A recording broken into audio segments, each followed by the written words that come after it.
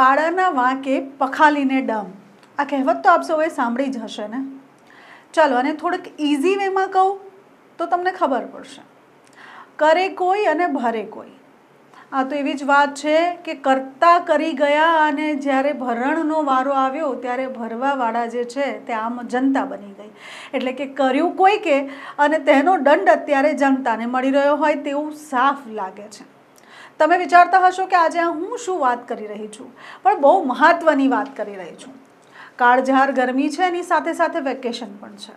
હવે જ્યારે વેકેશન હોય અને ગરમીનો સમય હોય ત્યારે ઘણા ખરા વડોદરાવાસી પસંદ કરતા હોય કોઈક ઠંડી જગ્યાએ જવાનું યા તો કોઈક પાણીવાળી જગ્યાએ જવાનું ને ત્યાં નહાવાનું.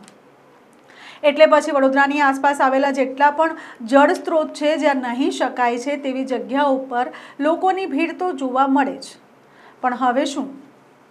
હવે વાત એ છે કે આજે કલેક્ટરશ્રીને ખબર પડી છે કે ભાઈ હવે તો ઘણા બધા બનાવ બની રહ્યા છે, ઘણી બધી ઘટનાઓ ઘટી રહી છે, તો પછી ચાલો ને આ જળસ્ત્રોતને બંધ કરી દઈએ, કારણ કે કંઈક થશે તો પછી જવાબદાર કોણ રહેશે.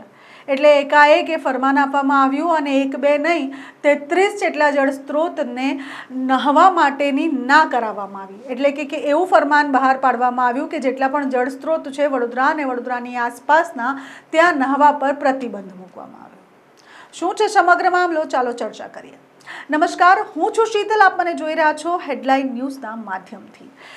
જેમ મેં પહેલાં પણ વાત કરી કે હવે એકાએક આ 23 જેટલા જળસ્ત્રોત ઉપર બેન કરવામાં આવ્યું, એટલે કે બંધ કરી દેવામાં આવ્યા. આના પહેલાં પણ ઘણી બધી જગ્યાઓ પર સીલ લગાવવામાં દેવામાં આવ્યા હતા. વડોદરામાં 18 જાન્યુઆરીના રોજ એક અકસ્માત થયો. એ ગોજરા અકસ્માતમાં બાળકોએ જીવ ગુમાવ્યો અને તેના પછી જેટલી પણ વોટર સ્પોર્ટ એક્ટિવિટીઝ છે વડોદરામાં તેને હરણી બોટકાંડ પછી બંધ કરી દેવામાં આવી. હરણી બોટકાંડ પછી મુદ્દાનો વિષય એ હતો કે જે લોકોએ આ વસ્તુ કરી છે, જે લોકો આના ગુનેગાર છે તેને સજા અપાવો, તે લોકોને ન્યાય અપાવો. પણ ન્યાય તો પછીની વાત છે. પહેલાં ટપોટપ વડોદરાની અંદર જેટલી પણ વોટર એક્ટિવિટીઝ ચાલતી હતી તે બધીને બંધ કરાવી દેવામાં આવી.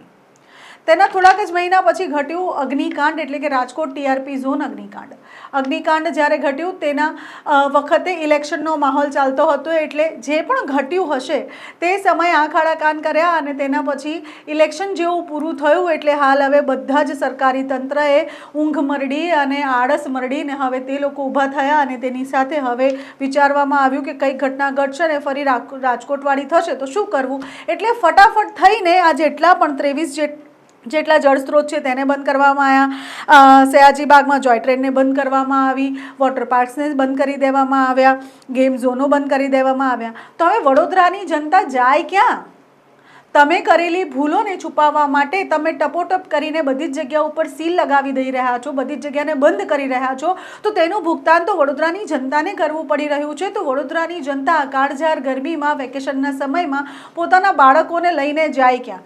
ગેમ ઝોનમાં જાય એટલે એવી બીક લાગે કે ક્યાંક અહીંયા અગ્નિકાંડ થશે.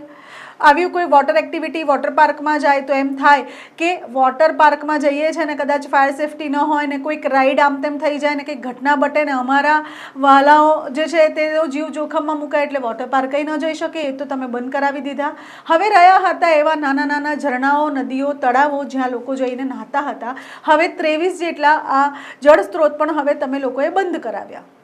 એટલે આ તો એ જ વાત થઈ કે તમારે તમારી ભૂલને છુપાવવા માટે થઈને આ પ્રકારના કાર્ય કરવા પડી રહ્યા છે. જો તમારી કાર્યપ્રણાલી અને કાર્યસ્તબ્ધતા પાકી હોત તો આ જળસ્ત્રોતને બંધ કરવાનો સમય જ ન આવ્યો હોત. અને એક વાત તો એ પણ બહુ જ મોટી છે, તેના પર પ્રકાશ કરવા જેવો છે કે જ્યારે ઇલેક્શન ચાલી રહ્યું હતું, ઇલેક્શનનો માહોલ ચાલી રહ્યો હતો, ત્યારે કોટનામાં ઘણા બધા લોકો ડૂબીને મર્યા હતા. કોટનામાં એક પછી એક લગભગ તો 2 યુવાનો હમણાં હાલ લગભગ 10 દિવસ પહેલાં જ ડૂબીને મર્યા છે. તેના પહેલાં ગયા મહિનાની વાત કરીએ તો ગયા મહિને પણ મહીસાગર નદીમાં ઘણા બધા ડૂબીને મર્યા છે. તો તેવા સમયે તમે જળસ્ત્રોતને કેમ ન બંધ કર્યો? એના પછી એકાએક હવે ચૂંટણી પૂરી થઈ અને તેના પછી આપ આ જળસ્ત્રોત બંધ કરી રહ્યા છો. તો હવે સામાન્ય જનતાને જવું ક્યાં તે સૌથી મોટો પ્રશ્ન છે. એટલે હવે તંત્રને પ્રજા સવાલ પૂછી રહી છે કે કરે છે કોઈ અને ભરે છે કોઈ, એટલે અમારે ભરવાનો વારો આવ્યો છે તો તંત્રને એટલી જ રિક્વેસ્ટ કરવામાં આવી રહી છે જનતા દ્વારા કે જેટલું પણ બની શકે એટલું કાર્યપ્રણાલી એવી ચોખ્ખી રાખો કે જેથી કરીને જનતા આવા કોઈક પણ કાંડનો ભોગ ન બને અને તેની સાથે સાથે હવે જનતા જાય ક્યાં તેનો પણ જવાબ તમે આપો તો સારું રહેશે એવું જનતાનું કહેવું છે. તમારું શું કહેવું છે કમેન્ટ કરીને જરૂરથી જણાવશો.